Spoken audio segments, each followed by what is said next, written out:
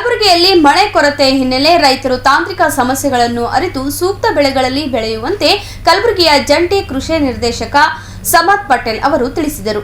ನಗರದ ಮಾಧ್ಯಮಗಳೊಂದಿಗೆ ಮಾತನಾಡಿದ ಅವರು, ಕಲಬುರಗಿ ಜಿಲ್ಲೆಯಲ್ಲಿ ಇಲ್ಲಿಯವರೆಗೂ ಒಟ್ಟು ಜನವರಿಯಿಂದ ಇಲ್ಲಿಯವರೆಗೂ 145 ml ಮಳೆ ಬರಬೇಕಿತ್ತು. 270 ml ಮಳೆ ಬಂದಿದೆ. ಜೂನ್ ತಿಂಗಳಿನಲ್ಲಿ ಸ್ವಲ್ಪ ಮಳೆ ಕೊರತೆಯಾಗಿದ್ದು ಮುಂದಿನ ದಿನಗಳಲ್ಲಿ ಮಳೆ ಬರುವ ಸಾಧ್ಯತೆ ಇದೆ ಎಂದು ಹವಾಮಾನ ಇಲಾಖೆ ಸೂಚಿಸಿದೆ. ಇನ್ನು ಬಿತ್ತನೆ ಬೀಜದ ವಿವಾದಕ್ಕೆ ಬಂದರೆ ಸಮರ್ಪಕವಾಗಿ ಬಿತ್ತನೆ ಬೀಜ ಲಭ್ಯವಿದೆ. ಸೋಯಾಬೀನ್ ಕೂಡ ಸಮರ್ಪಕವಾಗಿದ್ದು ಗೊಬ್ಬರ ಕೂಡ ರಸಗೊಬ್ಬರ ಕೂಡ ಸದ್ಯಕ್ಕೆ ಸ್ಟಾಕ್ ಇದೆ. ಡಿಎಪಿ ಕೂಡ ಜೂನ್ ಅಂತ್ಯದವರೆಗೆ ಬರಲಿದೆ ಎಂದರು. ಇನ್ನು ರೈತರು ರಸಗೊಬ್ಬರ ಬಳಕೆ ವೇಳೆ ಸಂಯುಕ್ತ ರಸಗೊಬ್ಬರ ಬಳಸಬೇಕು. ಇದರಿಂದ ನೆಟೆ ರೋಗ ಹಾಗೂ ಇತರೆ ರೋಗಗಳು ಕಾಟ ತಪ್ಪಿಸಬಹುದು ಎಂದು ಸಲಹೆ ನೀಡಿದರು. ರೈತ ಬಾಂಧವರು ನಮಸ್ಕಾರ. ನಮ್ಮ ಕಲಬುರಗಿ ಜಿಲ್ಲೆಯಲ್ಲಿ ಇಲ್ಲಿವರೆಗೆ ಒಟ್ಟರೆ ಜನವರಿಯಿಂದ 145 ಮಿಲಿಮೀಟರ್ ಮಳೆ ಬರಬೇಕಾಗಿತ್ತು. ಆಲ್ಮೋಸ್ಟ್ 270 ಮಿಲಿಮೀಟರ್ ಮಳೆ ಬಂದಿದೆ. ಜೂನ್ ತಿಂಗಳಲ್ಲೇ ಒಂದು ಸ್ವಲ್ಪ ನಮಗೆ 78 ಮಿಲಿಮೀಟರ್ ಮಳೆ ಬರಬೇಕಾಗಿತ್ತು. 54 ಮಿಲಿಮೀಟರ್ ಮಳೆ ಬಂದಿದೆ. ಒಂದು 30% ಜೂನ್ನಲ್ಲಿ ಮಳೆ ಕೊರತೆ ಇದೆ. ಇನ್ನು ಮುಂದಿನ ಒಂದು 4 ದಿವಸ ಬಿಟ್ಟು ಮತ್ತೆ ಮಳೆ ಬರ್ತದೆ ಅಂತ ನಮ್ಮ IMD ಇಂದ ಮತ್ತೆ ಫೋರ್ಕಾಸ್ಟ್ ಆಗಿದೆ. ಈಗ ನಾವು ಬಿತ್ತನೆ ಬೀಜಕ್ಕೆ ಬಂದರೆ ಕಲಬುರಗಿ ಜಿಲ್ಲೆಯಲ್ಲಿ ಒಟ್ಟಾರೆ ನಮಗೆ 27,800 ಕ್ವಿಂಟಲ್ ಬೀಜದ ಅವಶ್ಯಕತೆ ಇತ್ತು. 35,000 ಕ್ವಿಂಟಲ್ ನಾವು ಆಲ್ರೆಡಿ ಇಂಡೆಂಟ್ ಮಾಡಿದ್ದೀವಿ. ಇಲ್ಲಿವರೆಗೆ ನಮಗೆ 21,260 ಕ್ವಿಂಟಲ್ ಸೀಡ್ಸ್ ಬಂದಿದೆ. 14,689 ಕ್ವಿಂಟಲ್ ವಿತರಣೆ ಆಗಿದೆ. ನಮ್ಮಲ್ಲಿ 6,500 ಕ್ವಿಂಟಲ್ ಬೀಜ ಇದೆ. ಇದರಲ್ಲಿ ಪ್ರಮುಖವಾಗಿ ಸೋಯಾಬೀನು 15,500 ಕ್ವಿಂಟಲ್ ನಮ್ದು ಪ್ಲಾನ್ ಇತ್ತು. ಅದರಲ್ಲಿ ಈಗ ಆಲ್ರೆಡಿ ನಮ್ದು 15,260 ಕ್ವಿಂಟಲ್ ನಮ್ಗೆ ಸೋಯಾಬೀನ್ ಸೀಡ್ಸ್ ಫುಲ್ ಆಗಿ ಸಪ್ಲೈ ಆಗಿದೆ. ಯಾವುದೇ ರೀತಿಯಾದಂಥದ್ದು ಸೀಡ್ಸ್ ನಮ್ಮಲ್ಲಿ ಕೊರತೆ ಇಲ್ಲ.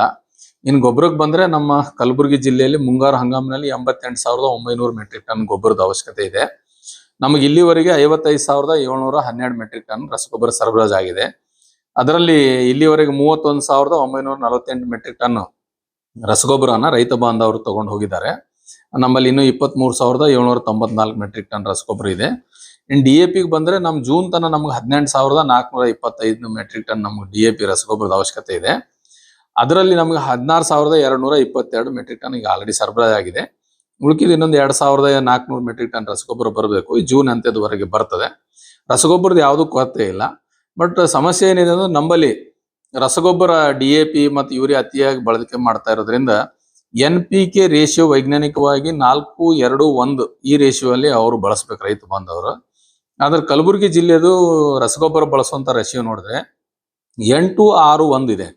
ಅದಕ್ಕೆ ನಮ್ಮ ಭೂಮಿಯಲ್ಲಿ ಯಥೇಚ್ಛವಾಗಿ ಫಾಸ್ಫರಸ್ ಇದೆ, ಫಿಕ್ಸ್ಡ್ ಫಾರ್ಮ್ ನಲ್ಲಿ ಇದೆ. ದಯವಿಟ್ಟು ರೈತ ಬಾಂಧವರು ಫಾಸ್ಫರಸ್ ಸಾಲ್ಯುಬಲೈಸಿಂಗ್ ಬ್ಯಾಕ್ಟೀರಿಯಾಗಳನ್ನ ಬಳಸಿ ಈ ರಸಗೊಬ್ಬರನ ಸ್ವಲ್ಪ ಮಟ್ಟಿಗೆ ಕಡಿಮೆ ಮಾಡಿ ಮತ್ತೆ ಸಂಯುಕ್ತ ರಸಗೊಬ್ಬರಗಳನ್ನ ಬಳಸಬೇಕು. ಅಲ್ಲಿಂದ ಈಗ ನಮ್ಮಲ್ಲಿ ತೊಗರಿ ತಾವೆಲ್ಲ ನೋಡ್ತಾ ಇದ್ರಿ, ಕಳೆದ ಒಂದು 2-3 ವರ್ಷದಿಂದ ಸ್ವಲ್ಪ ತೊಗರಿ ಒಣಗ್ತಾ ಇದೆ. ಅದಕ್ಕೆ ಬೇರೆ ಬೇರೆ ಹೆಸರುಗಳಿದೆ, ಲೈಕ್ ನೆಟೆ ರೋಗ ಇರ್ಬೋದು, ಸೊರಗು ರೋಗ ಇರ್ಬೋದು.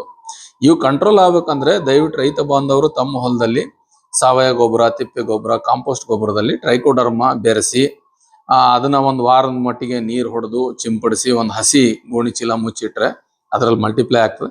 ಆಮೇಲೆ ಬಿತ್ತ ಮುಂದೆ ಹಾಕ್ಬೋದು, ಇಲ್ಲಾಂದ್ರೆ ಎಡಿ ಹೊಡೆ ಮುಂದೂ ಸಹಿತ ಅವರು ಬುಕ್ಕ ಕಟ್ಟಿ ಎಡಿ ಹೊಡೆ ಮುಂದೆ ಹಾಕ್ಬೋದು. ಈ ರೀತಿ ಹಾಕೋದ್ರಿಂದ ಟ್ರೈಕೋಡರ್ಮಾದ ಪ್ರಮಾಣ ಹೆಚ್ಚಾಗ್ತದೆ ಭೂಮಿಯಲ್ಲಿ. ಇದರಿಂದ ಈ ಒಂದು ರೋಗ ಏನದಲ್ಲ ಕಂಟ್ರೋಲ್ ಆಗಂತ ಪ್ರಮಾಣ ಬರ್ತದೆ. ಇಲ್ಲ ಯಾರು ಇನ್ನು ಬಿತ್ತನೆ ಮಾಡೋರು ಉಳ್ಕೊಂಡ್ರೆ ದಯವಿಟ್ಟು ತಾವೇನದಲ್ಲ ಮೆಕ್ಕೆಜೋಳ ಅಥವಾ ಸಜ್ಜಿ ಇವೆರಡು ಬೆಳೆಗಳನ್ನ ಅಥವಾ ಹೈಬ್ರಿಡ್ ಜೋಳ ಈ 2-3 ಬೆಳೆಗಳನ್ನ ಅಂತರ ಬೆಳೆಯಲ್ಲಿ ತೊಗರಿ ಬೆಳೆದ್ರೆ ಇದರಿಂದ ಸಹಿತ ಈ ನೆಟ ರೋಗ ಏನದಲ್ಲ ಹರಡುವಂತ ಒಂದು ಪ್ರಮಾಣ ಕಡಿಮೆ ಆಗ್ತದೆ. ದಯವಿಟ್ಟು ರೈತ ಬಾಂಧವರು ಈ ಒಂದು ತಾಂತ್ರಿಕತೆಯನ್ನ ದಯವಿಟ್ಟು ಅಳವಡಿಸ್ಕೋಬೇಕಂತ ಎಲ್ಲರಿಗೂ ರಿಕ್ವೆಸ್ಟ್ ಮಾಡ್ತೀನಿ. Thank you.